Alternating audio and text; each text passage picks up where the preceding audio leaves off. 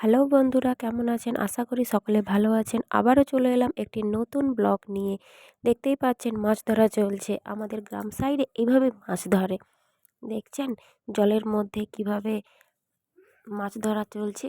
এভাবেই আমাদের গ্রাম সাইডে মাছ ধরা হয়। এটি হলো আমাদের বাড়ির সাইডে একটি ছোট্ট ডোবা ছিল। সেই ডোবা থেকেই মাছ ধরা হচ্ছে।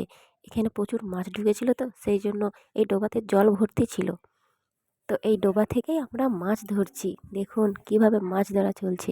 অবশেষে দেখুন কতগুলো মাছ ধরা হলো, দেখবেন? ঠিক আছে, দেখতে থাকুন আমার এই ব্লগটি। দেখতেই পাবেন কতগুলো মাছ ধরা হয়েছে। এই ডোবাতে কিন্তু রুই, কাতলা, পোনা এইসব মাছ কিন্তু ছিল না। তাহলে ভাবছেন এখানে কী সব মাছ ছিল, দেখবেন? দেখুন তাহলে।